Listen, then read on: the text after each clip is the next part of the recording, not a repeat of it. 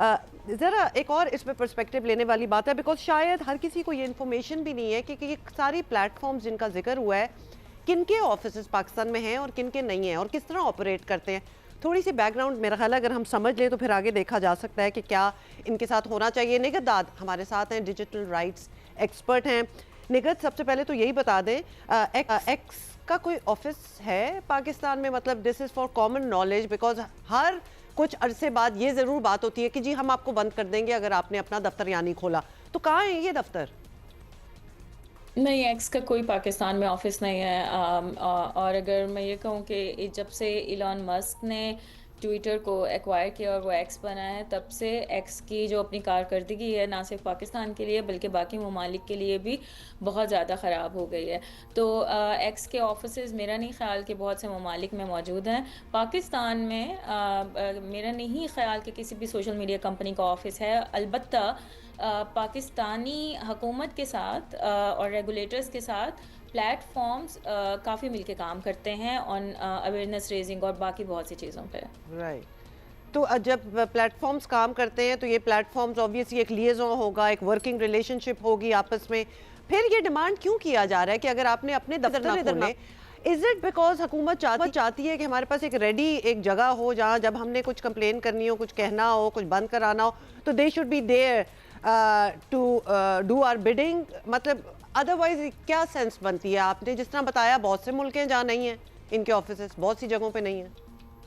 बिल्कुल, और बहुत से ममालिक जो हैं वो प्लेटफॉर्म्स को रेगुलेट करने की कोशिश कर रहे हैं और उन्होंने कवानीन भी बनाए हैं। यूरोप का कानून जो डिजिटल सर्विसेज एक्ट है, इसके अलावा बाकी भी कवानीन है। लेकिन मसला ये है कि ऑफिसेस का ना होना पाकिस्तान में एक्चुअल मसला नहीं है। मसला ये है कि आपने क्या इनेबलिंग इन्वायरमेंट दी हुई है कि ये कंपनीज यहाँ पे आके अपने ऑफिसेस बनाएं। तो ये हमेशा हम लोग ये बात करते रहे हैं पॉइंट। कि अगर आप उनको मजबूर कर रहे हैं कि वो यहाँ पे ऑफिसेज बनाएं, तो आपने कितनी अट्रैक्टिव मार्केट पाकिस्तान को हम्म। बनाया है उनके लिए। तो एक तो ये चीज़, दूसरी चीज़ ये कि जो ब्राज़ील के लॉ की बात हो रही थी, हुमा, ब्राज़ील का जो लॉ है वो it's not a bad law by the way. अगर पाकिस्तान ब्राज़ील जैसे लॉ को, जो कि इंटरनेट बिल ऑफ राइट्स कहा जाता है, अगर उस मॉडल को अपनाता है तो हम एक बहुत अच्छे रेगुलेटरी मॉडल की तरफ जा सकते हैं। क्योंकि ब्राज़ील का जो लॉ है वो ब्यूरोक्रेटिक ऑर्डर्स नहीं देता, वो कोर्ट्स के थ्रू कंटेंट रिमूवल के ऑर्डर्स आते हैं, वो मिनिस्ट्रीज के थ्रू नहीं आते। गवर्नमेंट जो है वो खुद जो है वो टेक डाउन के ऑर्डर्स नहीं दे सकती है, रिमूवल टेक डाउन के, जैसे अभी आपके आपने कहने बताया का कि हमारे। मतलब है कि there is a court over there that decides कि अगर ये प्ली हुई भी है कि कंटेंट रिमूव करें, whether it should be removed or not. वो इंडिपेंडेंस ऑफ बिल्कुल, डिसीजन मेकिंग है। ओवरसाइट है वहाँ पे, अकाउंटेबिलिटी है और क्लियर उनकी प्रोटेक्शन है आज़ादी राय की। उनके कानून के अंदर ये प्रोटेक्शन दी हुई है और डेटा प्रोटेक्शन और प्रिवेसी की भी उसमें प्रोविजंस है। तो मैं तो कहती हूँ अगर वो वाला लॉ लाना चाहते हैं, अगर बिल्कुल मुकम्मल तौर पे वो लॉ ले आए और नेक नियति से ले आए, तो that's a good law Pakistan में, अगर ब्राज़ील के मॉडल को ये फॉलो करते हैं। क्योंकि वहाँ पे तमाम इदारों की ओवरसाइट है। ऐसा नहीं है कि चंद अफराद या चंद इदारे जो हैं वही डिसीजन लेते हैं कंटेंट रिमूवल के।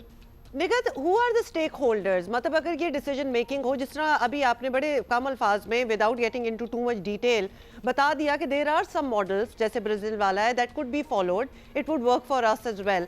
Who are the stake holders हमारे यहाँ हुकूमत के साथ जो उनको एडवाइस करते हैं? मतलब ये एडवाइस गई होगी उनके पास, उन्होंने रद्द कर दी होगी, मतलब why not something else like this?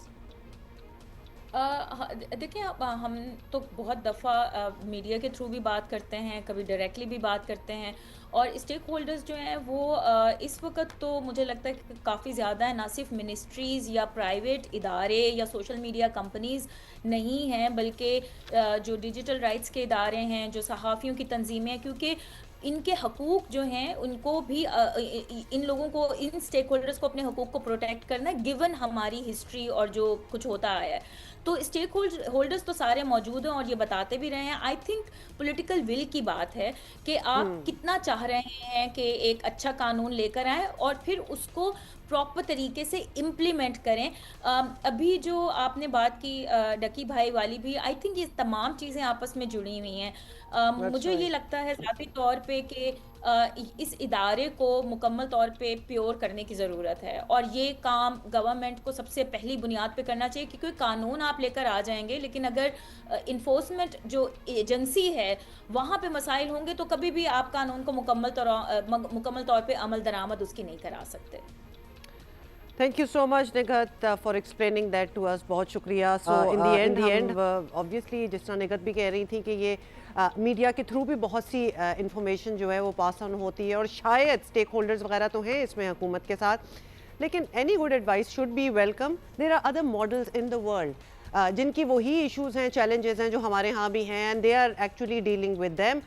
There are other ways to go about it. ये डिमांड करना, और हमारे दोनों गेस्ट ने यही कहा, ये डिमांड करना कि जी आप अपने ऑफिसेज इधर खोलें, तो हमने कोई ख़ास इन्वायरमेंट ऐसी दी नहीं हुई कि जहाँ आप ऑफिसेज खोलें, या तो हम उसको इतना लुक्रेटिव बना दें स्पेस कि एवरीबडी वुड वांट कि यहाँ जी पाकिस्तान इज़ अ हब और यहाँ ऑफिसेज ज़रूर होने चाहिए। और अगर ऐसा नहीं हो सकता then go via the Brazil model or any other that suits you, क्योंकि challenges जो हैं हमारे